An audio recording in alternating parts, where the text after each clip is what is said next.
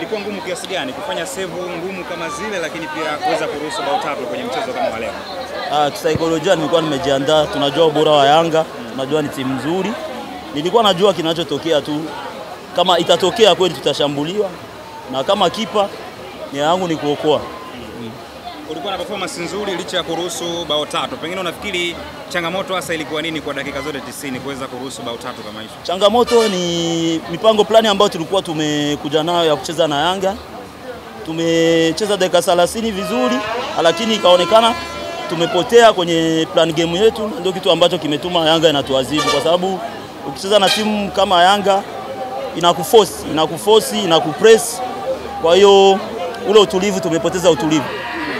Ni maana mlitegemewa kuja kucheza na timu za madaraja kama Young Africans, mnakuja kwa kupaki basi. Kwa nini hamkuopti kupaki basi kutokana na aina ya timu ikiongozwa na washambuliaji wengi?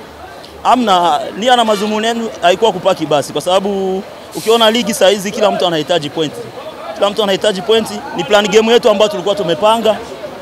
Yanga wameweza kutusoma vizuri na ndio maana imetokea hivyo. Sio eti tumekuja kunia kupaki basi, hapana.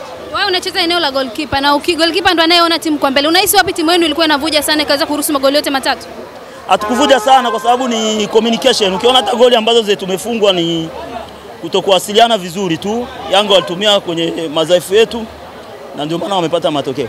Pressure ilikuwaje mlikuwa mnakwenda kucheza na timu kama Yanga ambayo ilikuwa ina uhitaji na hizi alama tatu pengine kuweza kujiimarisha kileleni? Kwenu pressure kwenye kikosi ilikuwa ni ya namna gani? Sisi kama timu hatukuwa na pressure. Ukiona gisi mpira umeanza, tactics tulikuwa bora zaidi. Kitu ambacho tulikuwa tuna mix ni kipindi tunapokonya mpira na tunataka kushambulia. Tumepoteza pasi nyingi sana. Ni kitu ambacho kimetokea kwenye mchezo wa leo na ndio maana Yanga imetumia. Tumepoteza mchezo.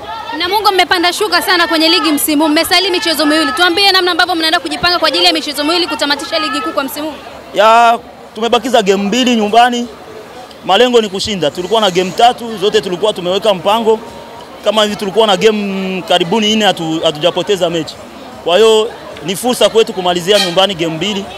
Tunaamini tutashinda na kuweza kumaliza nafasi nzuri. Huu ni msimu wa namna gani kwako binafsi? Msimu haukuwa vizuri kwa upande wetu kwa sababu na Mungu hatujazoea kucheza sehemu za pressure kama kugombania kushuka daraja au kucheza playoff. Kwa hiyo na imani ijayo itakuwa bora zaidi. Tumeona ligi, ugumu wa ligi, msimu ujao na imani tutaboresha. Shukrani sana. Asante.